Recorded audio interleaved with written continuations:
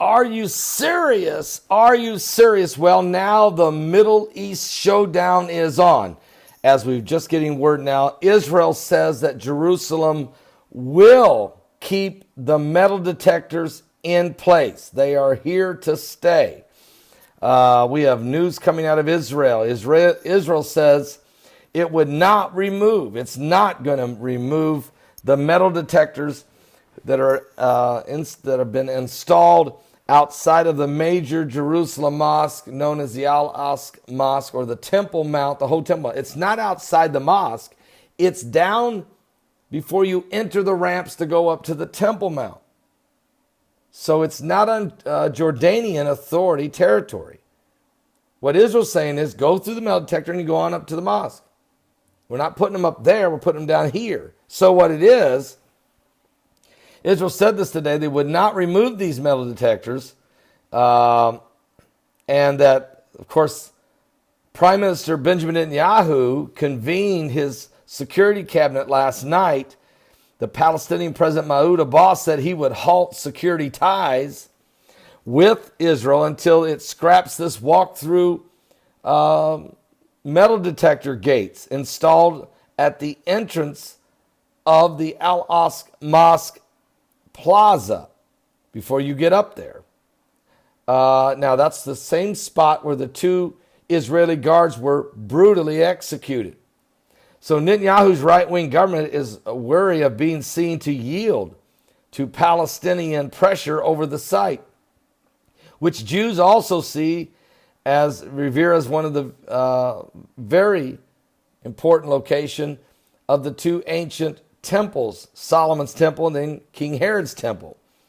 Okay, it was among areas of East Jerusalem that Israel captured, of course, in 1967 as they took the Temple Mount back and annexed the entire city of Jerusalem as its undivided capital. Although these metal detectors will remain, and so the murderers will never tell us how to search for the murderers, according to Israeli ministers for regional development. He said this: if the Palestinians do not want to enter the mosque, then let them not enter the mosque. Go through the metal detectors like everyone else and go up there to the mosque. Of course, the folks, because Israel refuses to take these metal detectors down, and because the Palestinians refuse to walk through them, Palestinians are going to cry that this is a breach of the status quo. They're going to take this first to the Arabic world, which the Jordanians are going to get involved because we've already had an attack on an Israeli security guard in the Israeli embassy in Amman, Jordan, in which the Israeli security guard killed both of his attackers in the embassy of Israeli embassy in Jordan. Jordan doesn't want the man to leave the country. They want to try him. But he has diplomatic immunity because he's an Israeli diplomat. And so now King Abdullah II, what will he do? Since he is the 41st generational direct descendant of the Prophet Muhammad, and he's in control of the Temple Mount itself. So now the Arabic nations are going to get involved. And then they will cry foul. There'll be more bloodshed, more tear gas, more rioting.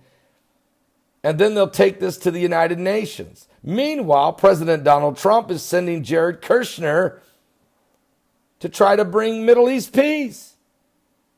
How do you get peace out of chaos? Read the Bible. It happens. We're living in the time that God said would come. A voice of trembling is being heard, of fear and not of peace. Jacob's troubles is upon us.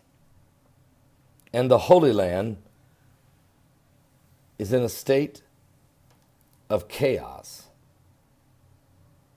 Are you saved? We're going to keep a close eye on this, folks. Jason Greenblatt is supposed to help Jared Kushner. Also, David Friedman, who is the U.S. ambassador to Israel. He's going to be helping Jared Kushner on this. They're going to be going and talking to Mahmoud Abbas and Benjamin Netanyahu. They might have to get on a plane and fly over to see King Abdullah II while they're at it. Because remember, King Abdullah II is the king of Jordan, the king of the Hashmonite kingdom.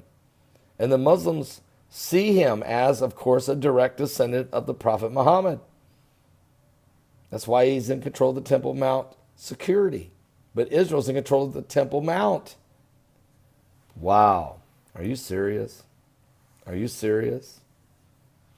Biblical prophecy. Something biblical is going on here with the signs of the second coming of Christ. It's time to get things right with God and get serious, because you do not want to be left behind.